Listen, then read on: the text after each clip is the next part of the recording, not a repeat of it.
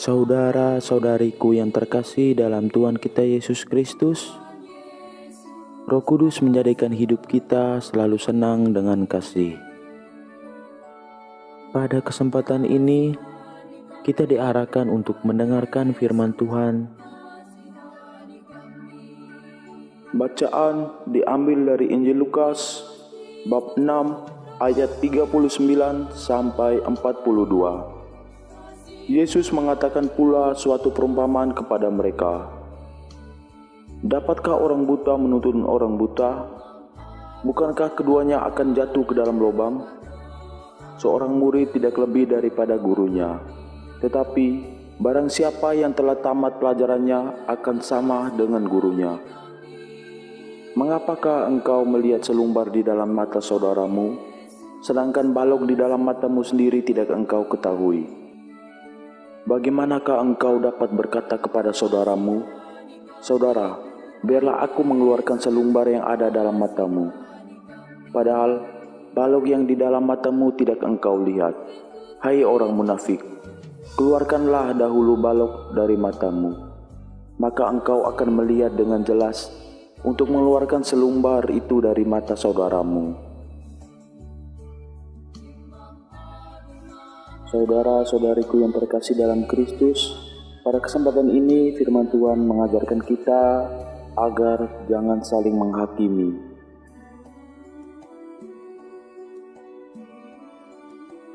Injil hari ini, Yesus mengingatkan kepada kita agar jangan menghakimi orang lain, apalagi menghakimi menurut pendapat kita belum tentu benar, sebab menghakimi adalah hak Tuhan, dan kita tidak boleh menghakimi orang lain. Yesus menjelaskan hal menghakimi dengan perumpamaan tentang seorang buta menuntun orang buta.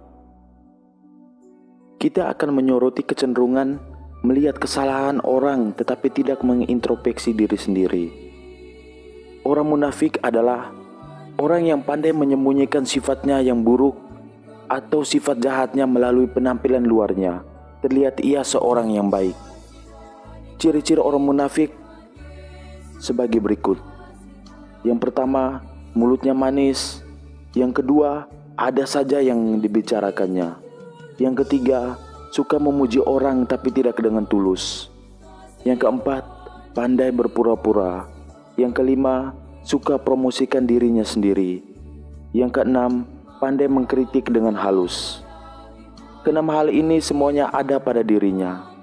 Bergaul dengannya menyenangkan, tetapi kebaikannya untuk tujuan keuntungan dan kepentingan dirinya sendiri.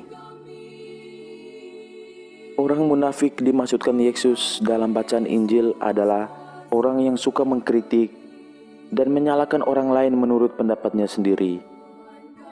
Apa saja dilakukan orang lain adalah salah, karena tidak sesuai dengan yang dipikirkannya atau pendapatnya.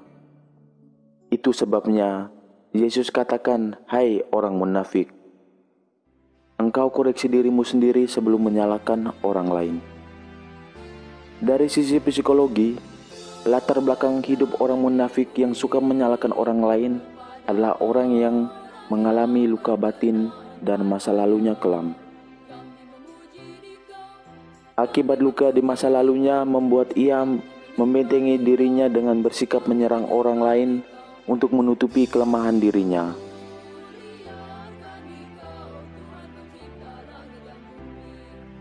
Bila di masa lalu hidupnya susah, maka ia akan berjuang untuk berhasil, sehingga berbagai cara menyerang ia lakukan terhadap orang lain. Salah satunya adalah menyerang dari sisi kelemahan orang lain. Bila berhubungan dengan bisnis atau uang, maka ia menyembunyikan niat buruknya di balik tindakannya atau perbuatannya yang ia lakukan. Yesus menghendaki kita introspeksi diri dengan memperbaiki diri dari segala kekurangan dan kelemahan kita. Cara memperbaiki diri paling efektif ialah mendekatlah kepada Tuhan lewat relasi doa, hening bersamanya, agar kita dapat mendengarkan sabdanya. Kesibukan akan hal-hal duniawi semakin memperburuk kerohanian yang akan semakin jauh dari Tuhan. Berkali-kali kita selalu diingatkan untuk waspada terhadap hal-hal duniawi.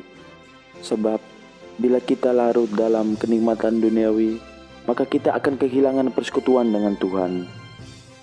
Ada satu kesaksian tentang Paulus yang semula menganiaya pengikut Kristus, namun setelah mengalami perjumpaan iman dengan Yesus di Damsyik, maka ia mengintrospeksi dirinya dan sampai pada perubahan pikiran yang membawanya pada perubahan iman, perubahan sikap dan perbuatannya.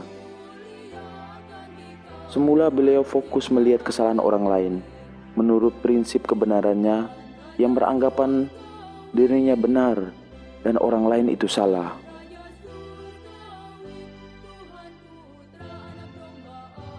Kita perlu mentransformasi diri agar kita diubahkan dari pikiran dan konsep hidup pada hal-hal dunia kepada pikiran Kristus dan prinsip kebenarannya.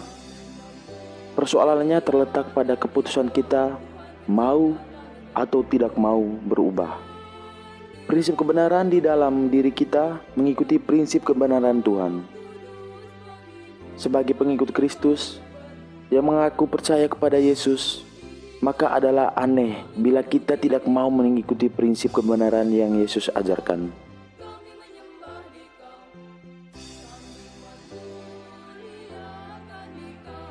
Apakah kita merasa benar di hadapan Tuhan karena sudah beribadah seminggu sekali di gereja dan berdoa sehari 3 kali, yaitu doa pagi, doa makan, dan doa malam? Berdoa ketika lagi butuh pertolongan dan berkat Tuhan, dan setelah dikabulkan Tuhan lalu kita kembali sibuk urusan kita dan mengabaikan Tuhan, atau merasa sudah cukup melaksanakan kewajiban pergi ke gereja seminggu sekali. Tetapi keseharian kita terbenam oleh kesibukan pekerjaan dan mengejar kenikmatan duniawi. Banyak orang lebih takut kehilangan penghasilan berupa uang dan harta daripada takut kehilangan keselamatan dari Tuhan.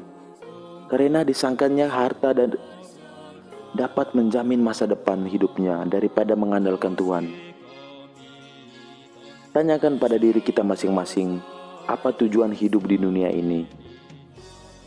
Jika engkau mencari jaminan hidup dengan mengandalkan sumber-sumber dari dunia adalah tujuan hidupmu, maka jangan menyesal. Bila saatnya tiba, engkau dipanggil meninggalkan dunia ini, ternyata engkau telah kehilangan keselamatan yang dianugerahkan Tuhan kepadamu saat engkau mengaku beriman kepada Yesus Kristus.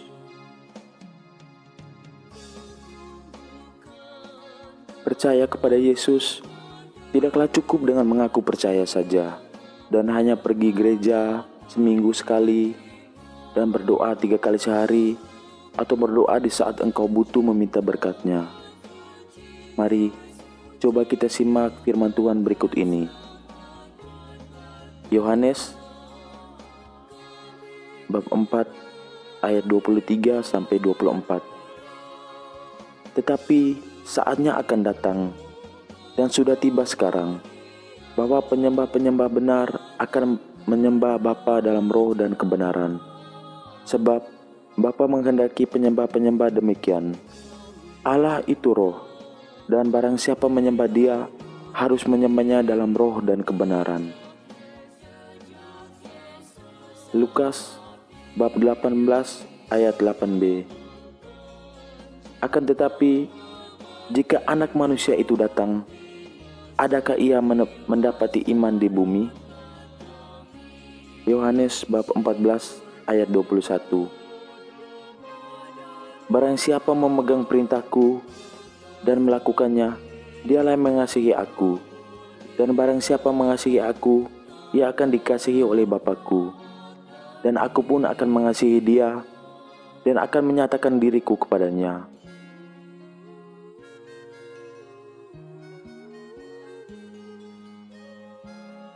Saudara-saudariku yang terkasih, jadi mari kita renungkan dan resapi firman Tuhan sebagai perenungan untuk introspeksi diri kita masing-masing.